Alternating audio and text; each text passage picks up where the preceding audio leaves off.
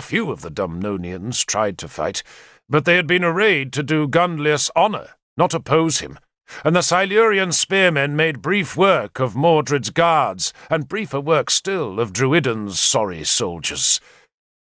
For the very first time in my adult life, I saw men die on spearheads, and heard the terrible screams a man makes when his soul is spear-sent into the other world.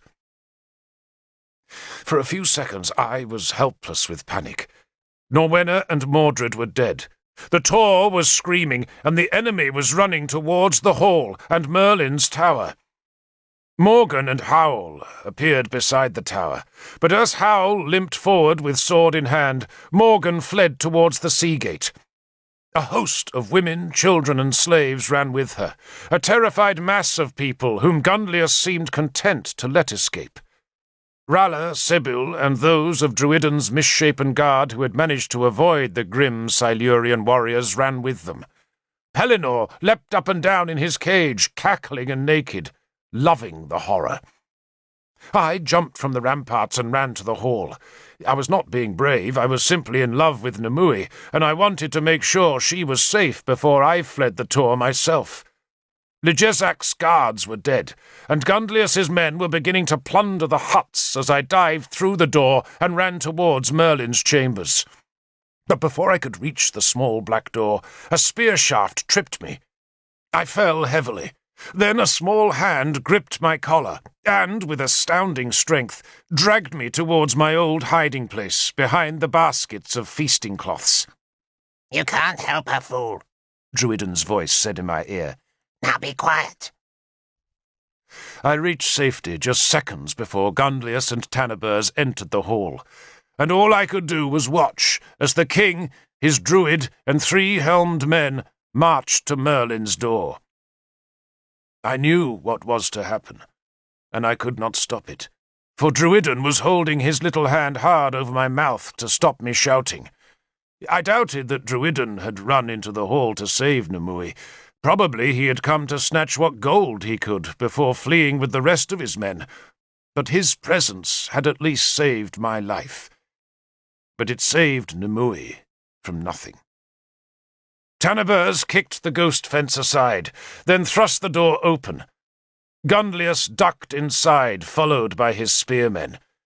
I heard Nimue scream. I do not know if she used tricks to defend Merlin's chamber, or whether she had already abandoned hope.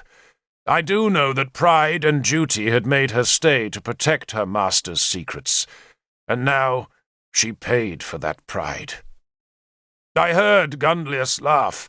Then I heard little, except for the sound of the Silurians raking through Merlin's boxes, bales, and baskets. Nimue whimpered. Gunlius shouted in triumph, and then she screamed again in sudden, terrible pain.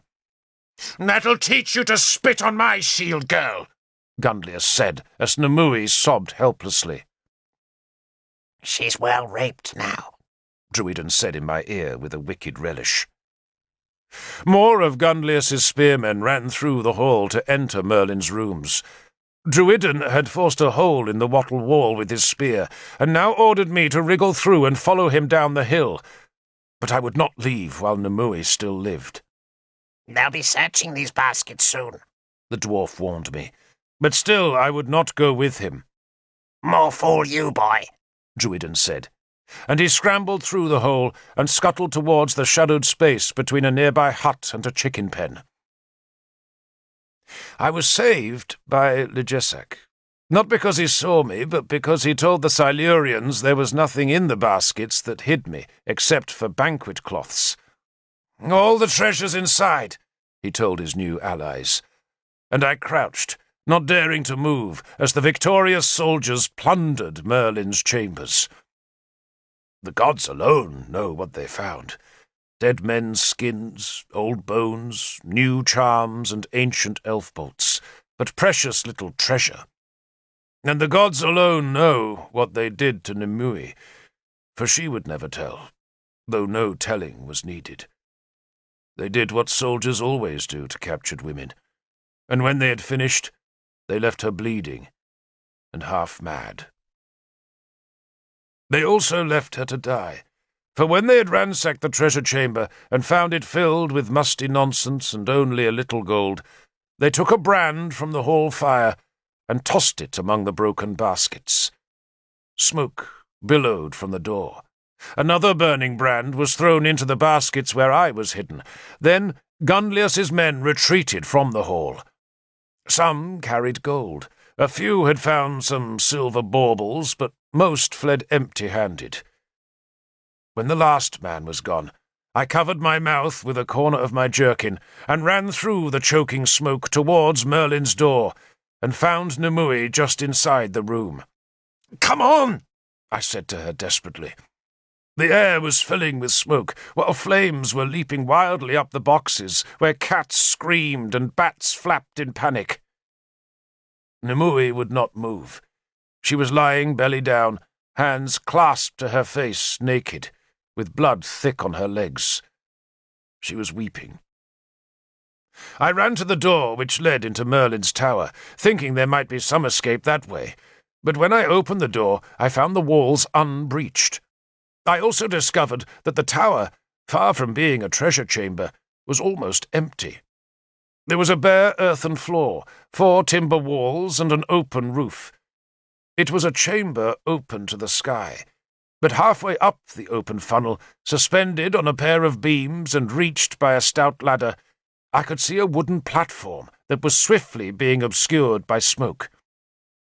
The tower was a dream chamber, a hollow place in which the gods' whispers would echo to Merlin. I looked up at the dream platform for a second. Then more smoke surged out behind me to funnel up the dream tower, and I ran back to Nimue, seized her black cloak off the disordered bed, and rolled her in the wool like a sick animal. I grabbed the corners of the cloak, and then, with her light body bundled inside, I struggled into the hall and headed towards the far door. The fire was roaring now, with the hunger of flames feasting on dry wood. My eyes were streaming, and my lungs were soured by the smoke that lay thickest by the hall's main door. So I dragged Nimue, her body bumping on the earth floor behind me, to where Druidon had made his rat hole in the wall. My heart thumped in terror as I peered through, but I could see no enemies. I kicked the hole larger, bending back the willow wattles and breaking off chunks of the plaster daub. Then I struggled through, hauling Nimue after me. She made small noises of protest as I jerked her body through the crude gap, but the fresh air seemed to revive her, for she at last tried to help herself, and I saw, as she took her hands away from her face, just why her last scream had been so terrible. Gunlius had taken one of her eyes. The socket was a well of blood, over which she again clapped a bloody hand. The tussle in the ragged hole had left her naked, so I snatched the cloak free from a splintered wattle and draped it around her shoulders before clasping her free hand and running towards the nearest hut. One of Gunlius's men saw us. Then Gunlius himself recognized Nimue, and he shouted that the witch should be taken alive and thrown back into the flames. The cry of the chase went up, great whoops like the sound of hunters pursuing a wounded boar to its death, and the 2 of us would surely have been caught if some of the other fugitives had not already ripped a gap in the stockade on the Tor's southern side. I ran towards the new gap, only to discover Howl, good Howl, lying dead in the breach with his crutch beside him, his head half severed and his sword still in his hand. I plucked up the sword and hauled Nimue onwards. We reached the steep southern slope and tumbled down, both of us screaming as we slithered down the precipitous grass. Nimue was half-blind and utterly maddened by her pain, while I was frantic with terror. Yet somehow I clutched on to Howl's war sword, and somehow I made Nimue get to her feet at the Tor's foot and stumble on past the sacred well, past the Christian's orchard, through a grove of alders, and so down to where I knew Howl's marsh boat was moored beside a fisherman's hut. I threw Nimue into the small boat of bundled reeds, slashed the painter with my new sword, and pushed the boat away from the wooden stage, only to realize I had no quant pole to drive the clumsy craft out into the intricate maze of channels and lakes that laced the marsh. I used the sword instead. Howl's blade made a sorry punting pole, yet it was all I had until the first of Gunlius's pursuers reached the reedy bank, and, unable to wade out to us because of the glutinous marsh mud, hurled his spear at us instead. The spear whistled as it flew towards me. For a second I could not move, transfixed by the sight of that heavy pole with its glittering steel head hurtling towards us. But then the weapon thumped past me, to bury its blade in the punt's reed gunwale. I grabbed the quivering ash staff and used it as my quant pole to drive the boat hard and quick out into the waterways. We were safe there. Some of Gunlius's men ran along a wooden trackway that paralleled our course, but I soon turned away from them.